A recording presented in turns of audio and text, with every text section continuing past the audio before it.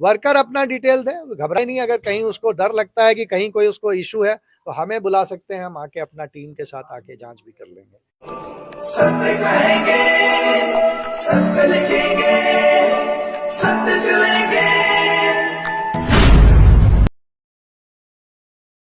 EPF and MP Act, Employees Provident Fund and Miscellaneous Provisions Act 1952, जो जम्मू कश्मीर और लद्दाख में नवंबर 2019 से लागू है, इसके तहत जो मुख्य नई स्कीम्स जो हैं, जो JNK के और लद्दाख के कर्मचारियों के लिए सोशल सिक्योरिटी की सौगात के तौर पे मैं कहूँगा, पेंशन स्कीम 1995 और employees deposit linked insurance scheme 1976, इन दोनों स्कीम के जो सेलिएंट फीचर्स हैं उनको ब्रीफ में हमने लगभग 125 अधिकारी थे, कुछ प्राइवेट सेक्टर के कॉन्ट्रैक्टर्स भी आए थे, HCC से यहाँ लोग आए, एफकॉन से थे, डिस्ट्रिक्ट एडमिनिस्ट्रेशन के लोग थे।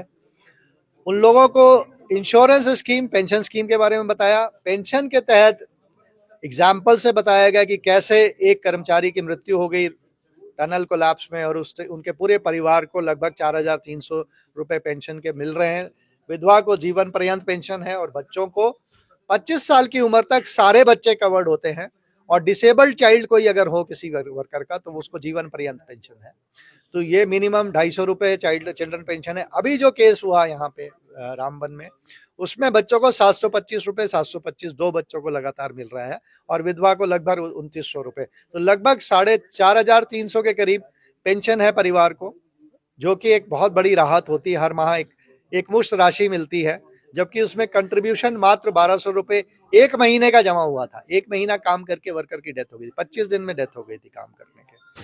तो इस तरीके से बहुत महत्वपूर्ण स्कीम है। EDLI स्कीम जो है उसमें अधिकतम राशि जो है वो 7 लाख है। अगर कोई वर्कर 1 साल तक भविष्य निधि का सदस्य रह जाता है तो उसके परिवार को मिनिमम 2.5 लाख रुपए का इंश्योरेंस मिलना ही मिलना है। तो ये तो एक ऐसा स्कीम है जो पहले नहीं था। यहाँ मिनिमम मैक्सिमम 70,000 75,000 रुपए ही मिलता था JK EPFO में। ये बड़ी सौगात है EPFO के थ्रू। और हमने प्रिंसिपल एम्प्लॉयर पोर्टल पे कैसे ठेकेदारों का विवरण अपलोड करना है उसके बारे में एक तो सॉफ्ट कॉपी में मटेरियल भी दिया, प्लस पूरा डिस्कशन हुआ और बहुत से सवालात आए यहाँ पे, उनको भी क्लैरिफाई किया गया। लोगों ने पूछा कि कंट्रीब्यूशन कैसे जमा करना है, नियोक्ता कौन होता है, किस कंडीशन में। तो यहाँ पे मैं बता दूं कि जितने भी गवर्नमेंट के वर्क हो रहे हैं, आउटसोर्स्ड एम्प्लॉई जो लगे हैं बहुत अधिक संख्या में, उन सबको भविष्य निधि का लाभ देना होगा और डिस्ट्रिक्ट एडमिनिस्ट्रेशन को उसके लिए कोड नंबर लेके इस पे कंप्लायंस करना है, क्योंकि उन वर्कर्स के लिए कोई स्कीम नहीं है। तो सूचना इन्होंने दी गई होगी, कुछ अपना लोग बिजी भी रहे होंगे, तो वो कोई बात नहीं है। उनके डिपार्टमेंट को भी ग्रुप्स में है, सॉफ्ट कॉपी में सब चीजें दे देंगे। और हमें तो ये है कि जितने भी वर्कर रियासी जिले में कार्यरत हैं उन सबको भविष्य निधि का लाभ मिले, ये मैं सभी से अपील करूंगा। आपके माध्यम से भी मैं चाहूंगा कि जो हमने व्हाट्सएप नंबर सर्कुलेट किया 6006567049, इस पे आप हमें कोई भी सूचना, भविष्य निधि से संबंधित काम नहीं हो रहा है या कहीं किसी को इशू है, वो आप अप्रोच कर सकते हैं।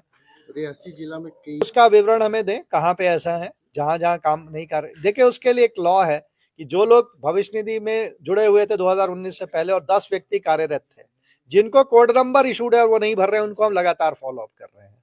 लेकिन कोई ऐसा संस्थान है जिस पे एक्ट लागू होता है और वो नहीं जुड़ा है, तो उससे मैं अपील करूंगा कि वो तुरंत अपना भविष्य निधि कोड नंबर लेके आगे बढ़े, क्योंकि आने वाले समय में यदि जांच होती है और ऐसा पाया जाता है कि PF की मेंबरशिप नहीं दी गई है।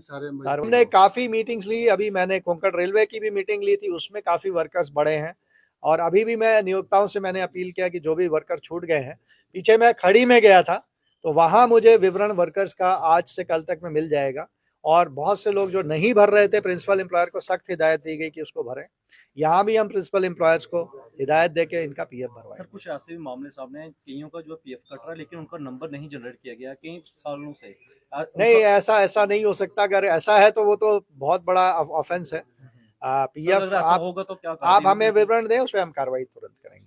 जी, कभी अप्रोच कर सकते हैं। इसीलिए देखिए एक्सेस है, हम लोग, हमारी टीम हमेशा तत्पर है आपकी सेवा के लिए।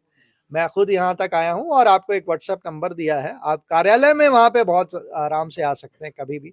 लेकिन सफिशिएंट साक्ष्य है, जो विवरण है वो जरूर लेके आए वर्कर अपना डिटेल दे, घबराए नहीं। अगर कहीं उसको डर लगता है कि कहीं कोई उसको इशू है तो हमें बुला सकते हैं, हम आके अपना टीम के साथ आके जांच भी कर लेंगे, ऐसा कोई दिक्कत नहीं है।